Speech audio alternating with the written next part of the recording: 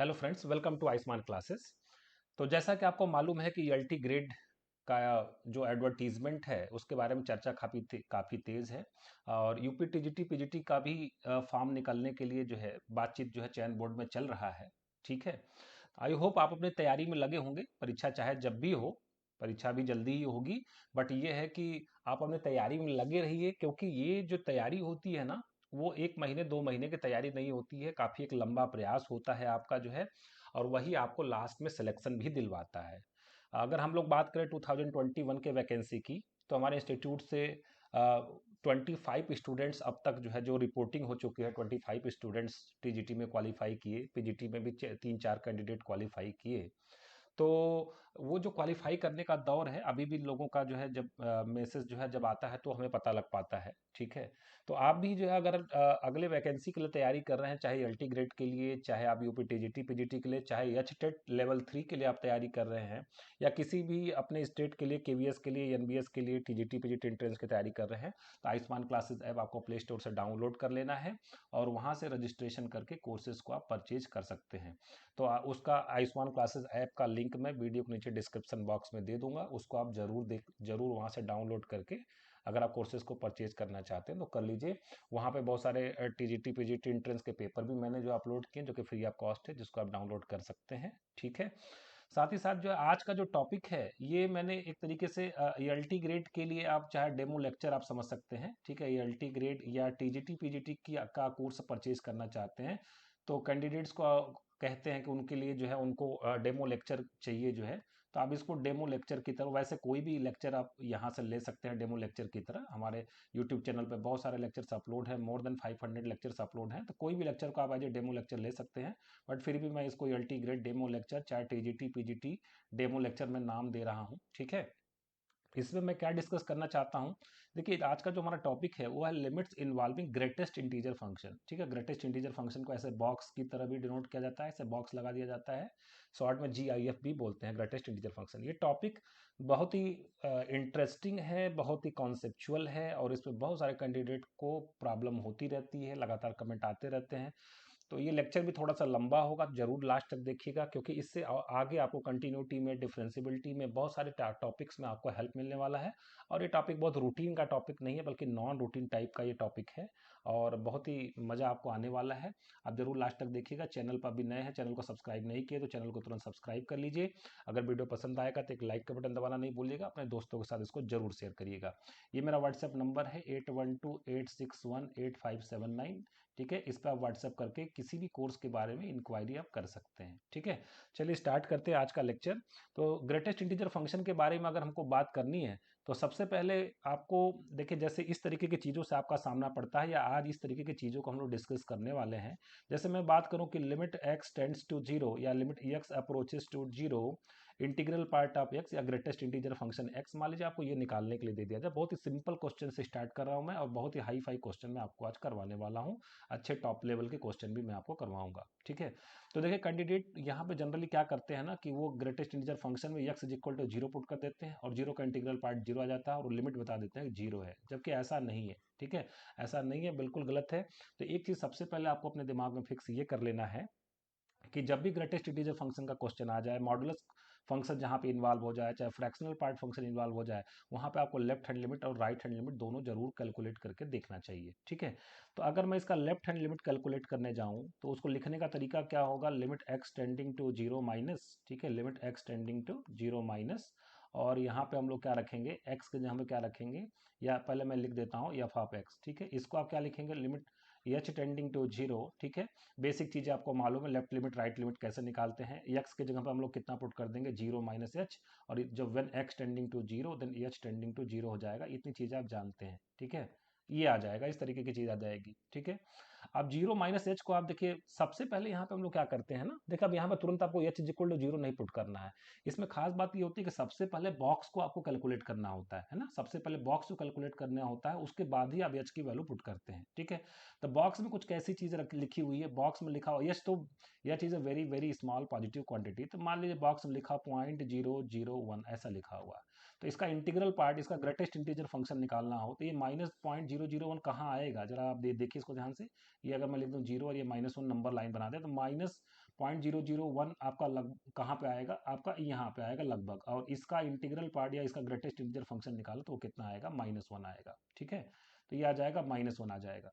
तो यहाँ पे अगर आप अगर इसको कैलकुलेट करेंगे तो ये कितना आ जाएगा, लिमिट एच टेंडिंग टू 0, और ये कितना आ जाएगा -1, और विच इज इक्वल टू -1 आ जाएगा। तो लेफ्ट हैंड लिमिट इसकी कितनी आ जाएगी, -1 आ जाएगी।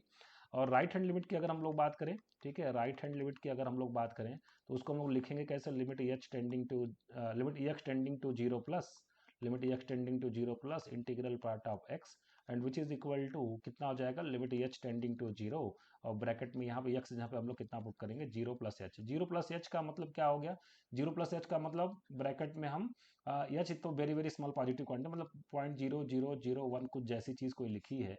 अब अगर इसको हम नंबर लाइन पे प्लॉट करें 0 और 1, तो 0.001 कहीं यहाँ पे आएगा, 0.0001 यहाँ पे आएगा, और इसका ग्रेटेस्ट इंटीजर फंक्शन कितना आ जाएगा, 0 आ जाएगा। तो यहाँ पे हम लोग क्या लिखेंगे, लिमिट एच टेंडिंग टू 0, और यहाँ पे 0 विच इज इक्वल टू 0। तो अगर आप देख पा रहे हो तो इसका जो लेफ्ट हैंड लिमिट है -1 है और राइट हैंड लिमिट 0 है, इसका मतलब ये हो गया कि ये लिमिट एग्जिस्ट नहीं करेगी, है ना। तो हम लोग लिखेंगे एक लास्ट में conclusion, limit x tending to 0 integral part of x या greatest integer function x does not exist. ठीक है, इसके पीछे का रीजन क्या होगा, ये भी थोड़ा सा अगर ग्राफ अगर आप इसका अच्छे से समझते हैं ग्रेटेस्ट इंटीजर फंक्शन का, तो उसको भी आप अच्छे से यहाँ से देख सकते हैं। ठीक है, देखिए मैंने वाई एक्सिस और एक्स एक्सिस बनाया, ग्रेटेस्ट इंटीजर फंक्शन का ग्राफ कुछ ऐसा बनता है। ठीक है, कुछ ऐसा बनता है, ये हमारा 0 हो गया, ये हमारा क्या हो गया, 1 हो गया, आगे इसी तरीके से 2 हो जाएगा, और यहाँ पे बनाएंगे तो कुछ इस तरीके का बनेगा।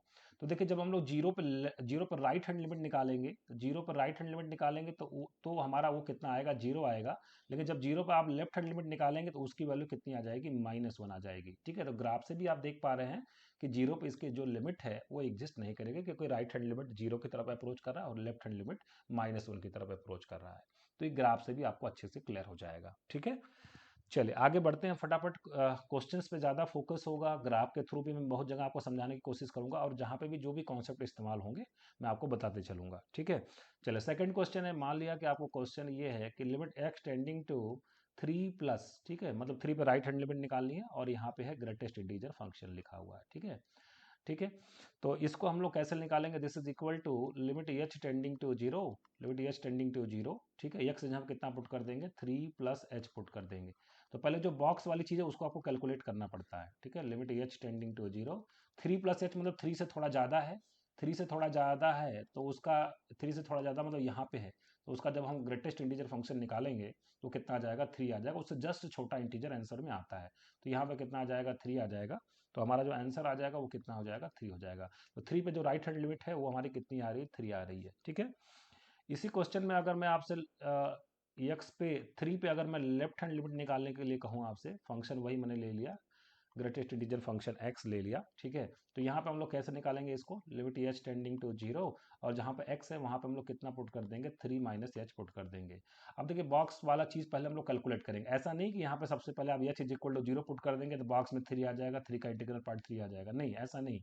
पहले आपको बॉक्स को कैलकुलेट करना पड़ता है।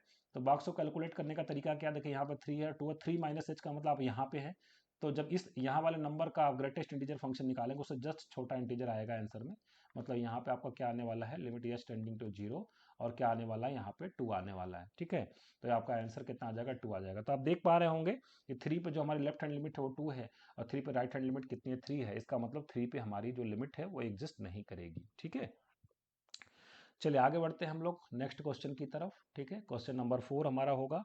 क्वेश्चन हमारा ये है कि लिमिट एक्स टेंडिंग टू, ये limit x tending to suppose -π/4 plus -π/4 मतलब -π/4 राइट हैंड लिमिट हम निकालने की कोशिश कर रहे हैं, और जो आपको फंक्शन दिया गया बॉक्स में क्या दिया गया, कॉट एक्स। ठीक है, ध्यान रखिएगा जहाँ पे भी मैं इस तरीके से क्लोज्ड ब्रैकेट लगाऊँ, बड़ा वाला ब्रैकेट लगाऊंगा, समझ लीजिए ग्रेटेस्ट इंटीजर फंक्शन के लिए इस्तेमाल किया गया है। ठीक है, तो यहाँ पे देखिए सबसे पहले हम लोग कैसे इस चीज़ को सॉल्व करेंगे। ठीक है, तो देखिए जब राइट हैंड लिमिट निकालनी मतलब एक्स इज इक्वल टू मैं कितना पुट करूंगा, -π/4 और प्लस एच पुट करूंगा। ठीक है, -π/4 प्लस एच पुट करूंगा। ठीक है, तो अगर आप कॉट एक्स का ग्राफ अगर आप अच्छे से जानते हो, ठीक है, ये देखिए है यहाँ पे है 0, और यहाँ पे कितना है पाई, और यहाँ पे कितना है -π।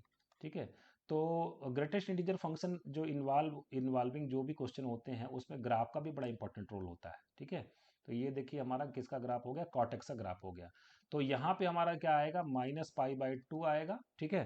तो -π/4 कहीं कहाँ पे आएगा, -π/4 कहीं यहाँ पे -π/4 होगा कहीं, ठीक है। यहाँ पे कहीं -π/4 होगा, और अगर ऐसे मैं ड्रॉ करूँ तो ऐसे चीज आएगी, ठीक है। तो -π/4 कितना होता है, कॉट ऑफ -π/4 की अगर हम लोग बात करें, ठीक है, तो कितना आता है, -1 आता है। तो ये वैल्यू कितनी होगी, -1 होगी।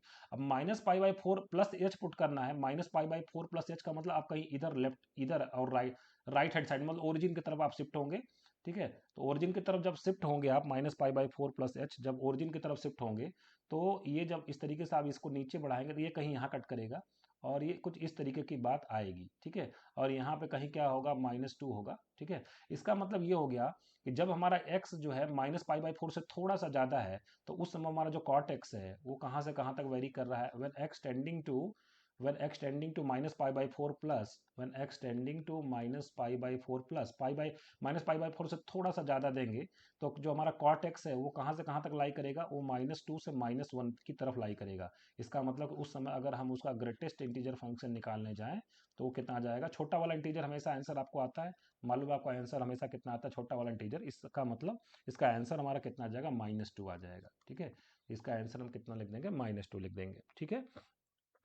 इसी तरीके से आप इसका जो है जैसे आपने राइट हैंड लिमिट निकाला, उसी तरीके से ग्राफ से आप लेफ्ट हैंड लिमिट भी इसकी निकाल सकते हैं। चलिए एक क्वेश्चन मैं यहाँ पे बना देता हूँ, क्वेश्चन नंबर 5। मान लीजिए आपको दे दिया जाए कि limit x tending to -π/4 minus, और यहाँ पे क्या दे दिया जाए, आपको कॉट एक्स दे दिया जाए, ठीक है। यहाँ पे क्या दे दिया जाए, कॉट एक्स दे दिया जाए, ठीक है। तो कैसे निकालेंगे आप, तो इसका मतलब ये हो गया कि आप x इज इक्वल टू कितना पुट करने जा रहे हैं, -π/4 माइनस एच, ठीक है। -π/4 से थोड़ा कम पुट करने जा रहे हैं। तो अगर आप ग्राफ में देख पा रहे हैं तो -π/4 से थोड़ा कम पुट करेंगे, ठीक है। इसका मतलब ये हो गया कि आप इधर ओरिजिन से दूर जाते रहेंगे, मतलब -π/2 की तरफ बढ़ेंगे आप। तो -π/2 की तरफ जब बढ़ेंगे तो इसका मतलब ये इसकी जो वैल्यू आएगी वो -1 से ज़्यादा आ जाएगी, लेकिन जीरो से क्या होगी, कम होगी। मतलब हम इस बात को ऐसे लिखेंगे, ग्राफ से ही आप समझ पा रहे होंगे अच्छे से, कि जब हमारा x व्हेन इस बात को हम ऐसे लिखेंगे, when x tending to -π/4 minus, ठीक है। तो उस समय हमारा जो कॉट एक्स है, उस समय हमारा जो कॉट एक्स है वो कहाँ से कहाँ तक बिलोंग करेगा, -1 से 0 की तरफ बिलोंग करेगा, ठीक है। -1 से 0 की तरफ बिलोंग करेगा। तो जब आप इसका ग्रेटेस्ट इंटीजर फंक्शन निकालेंगे, तो आपको मालूम ही है ना, जैसे यक्स हमारा अगर -1 से 0 के बीच में हो, तो इसका जब इस यहाँ पे ब्रैकेट लगाया जाता है ग्रेटेस्ट इंटीजर फंक्शन, तो इसकी वैल्यू कितनी आ जाती है, -1 आ जाती है, ठीक है। तो इसका मतलब इसका आंसर कितना आ जाएगा, -1 आ जाएगा। मतलब इस लिमिट का आंसर कितना आ जाएगा, -1 आएगा। तो अगर आप ध्यान से देख पा रहे हो तो इसका लेफ्ट हैंड लिमिट -1 है, और इसका राइट हैंड लिमिट कितना है, -2 है। इसका मतलब कि -π/4 पे ये जो लिमिट है वो एग्जिस्ट नहीं करेगी, ठीक है। तो अभी मैं आपको बहुत छोटे छोटे एग्जाम्पल्स के थ्रू समझाने की कोशिश कर रहा हूँ, ठीक है। छोटे छोटे क्वेश्चन आपको समझ में आ जाएंगे तो अच्छे क्वेश्चन आप आसानी से लगा पाएंगे। चलिए नेक्स्ट क्वेश्चन की हम लोग बात कर लेते हैं। तो नेक्स्ट हमारा क्वेश्चन है, limit x tending to 10 minus, मतलब 10 पे लेफ्ट हैंड लिमिट निकालनी है, और यहाँ पे लिखा गया है log x, ठीक है। ग्रेटेस्ट इंटीजर फंक्शन में क्या लिखा गया है, log x लिखा गया है, ठीक है। तो अगर देखिए आपको इसको अच्छे से समझना है तो सबसे पहले आपको log x का ग्राफ अच्छे से मालूम होना चाहिए, ठीक है। तो log x का जब हम लोग ग्राफ बनाते हैं तो कुछ इस तरीके का log x का ग्राफ होता है, और ये पॉइंट हमारा कितना होता है, 1, 0 होता है। मतलब यहाँ पे x कितना होता है, 1 होता है। हमें x क्या देना है, 10 से थोड़ा कम देना है। अगर मैं यहाँ पे कह दूँ 10 है, तो इसको मैं अगर ऐसे इस तरीके से आगे बढ़ाऊँ और यहाँ पे अगर इसको इस तरीके से लिखूँ, आपको मालूम ही है कि log 10 हमेशा हमेशा log 10 की वैल्यू कितनी आती है, 1 आती है। log 10 कितना आता है, 1 आता है। तो 10 से अगर आप थोड़ा सा कम देंगे वैल्यू, 10 है ना, 10 माइनस का मतलब ये है कि 10 से थोड़ा सा कम आप दे रहे हैं। तो 10 से कम, थोड़ा कम जब देंगे तो आप 0 से 1 के बीच में लाई करेंगे, मतलब उस समय log x हमारा 0 से 1 के बीच में लाई करेगा। इस बात को मैं ऐसे लिखूंगा कि when x tending to 10 minus, x 10 से थोड़ा सा कम है, उस समय हमारा जो log x है वो कहाँ से कहाँ तक वेरी करेगा, 0 से x के बीच में लाई, 0 से 1 के बीच में लाई करेगा। और उस समय अगर हम इसका इंटीग्रल पार्ट निकालने जाएंगे तो कितना आ जाएगा, 0 आ जाएगा। मतलब इसका ग्रेटेस्ट इंटीजर फंक्शन की वैल्यू कितनी आ जाएगी, 0 आ जाएगी। इसका मतलब ये जो हमारा लिमिट है वो हमारा कितना आ जाएगा, 0 आ जाएगा। मतलब 10 पे इसकी लेफ्ट हैंड लिमिट कितनी आ जाएगी, 0 आ जाएगी। इसी क्वेश्चन में अगर मैं राइट हैंड लिमिट निकालने की कोशिश करूं, ठीक है। अगर आपसे कह दिया जाए कि limit x tending to 10 plus, limit x tending to 10 plus, और यहाँ पे अगर मैं लगा दूँ log x, ठीक है, 10 से थोड़ा ज़्यादा है, उसी ग्राफ को मैं फिर से आपको रिफर करने के लिए बोलूँगा, ठीक है। उस ग्राफ को मैं एक बार फिर से ड्रॉ कर देता हूँ। ये log x का ग्राफ है और 10 मान लीजिए कहीं यहाँ पे मान लीजिए मैं मान लेता हूँ कि ये 10 है, ठीक है। तो 10 पे वैल्यू कितनी आएगी, log 10 कितना होता है, 1 होता है। तो 10 से थोड़ा सा ज़्यादा रखना है, ठीक है ना, 10 से थोड़ा ज़्यादा रखना है। तो 10 से आप थोड़ा ज़्यादा मान लीजिए आप यहाँ पे हैं, 10 से थोड़ा ज़्यादा रखेंगे तो निश्चित रूप से वो वैल्यू हमारी 1 से इंक्रीज कर जाएगी, 1 से थोड़ा ज़्यादा हो जाएगा, ठीक है। तो यहाँ पे 1 होगा और कहीं आगे मान लीजिए कि यहाँ पे 2 है। तो इस बात को मैं ऐसे लिखूंगा, इस बात को हम लोग ऐसे लिख सकते हैं कि when x approaches to 10 plus 10 पे अप्रोच कर रहा है लेकिन राइट हैंड साइड से अप्रोच कर रहा है, उस समय हमारा जो log x है, जो फंक्शन है log x, वो हमारा कहाँ से कहाँ तक अप्रोच कर रहा है, 1 से लेकर 2 के बीच में लाई करेगा, ठीक है। तो 1 से 2 के बीच में लाई करेगा तो जब इसका आप इंटीग्रल पार्ट निकालेंगे, मतलब इस यहाँ पर ग्रेटेस्ट इंटीजर फंक्शन लगाएंगे तो उसकी वैल्यू कितनी आ जाएगी, 1 आ जाएगी, ठीक है। तो अगर आप ध्यान से देख पा रहे हो तो इस क्वेश्चन में जो राइट हैंड लिमिट है वो कितनी आ रही है, 1 आ रही है, लेफ्ट हैंड लिमिट कितनी आ रही है, 1 आ रही है। तो आपको मालूम ही है कि अगर लेफ्ट हैंड लिमिट और राइट हैंड लिमिट के बराबर ना हो तो इसका मतलब ये है कि उस पॉइंट पर लिमिट एग्जिस्ट नहीं करता है। तो दोनों अगर क्वेश्चन को मैं मिला दूं तो इस कॉन्सेप्ट को मैं ऐसे लिख सकता हूँ कि लिमिट x टेंड्स टू 10 और integral part of log x does not exist, है ना, डज नॉट एग्जिस्ट। तो यहाँ पे हम लोग ये कंक्लूजन निकाल सकते हैं कि ये जो हमारी लिमिट है वो एग्जिस्ट नहीं करेगी, ठीक है। आई होप आपको इतनी बातें समझ में आ गई होंगी, ठीक है। तो अभी मैं आपको बहुत छोटे छोटे क्वेश्चन से स्टार्ट करवाया हूँ। चलिए नेक्स्ट क्वेश्चन की तरफ बढ़ते हैं हम लोग। नेक्स्ट हमारा क्वेश्चन है कि limit x tends to 2 minus, या limit x approaches to 2 minus, और यहाँ पे मैं लगा देता हूँ मॉडुलस फंक्शन और यहाँ पे उसके बाद लगा दिया ग्रेटेस्ट इंटीजर फंक्शन और यहाँ पर लिखा हुआ x माइनस 2 लिखा हुआ है, ठीक है। इसको आपको कैसे टेकल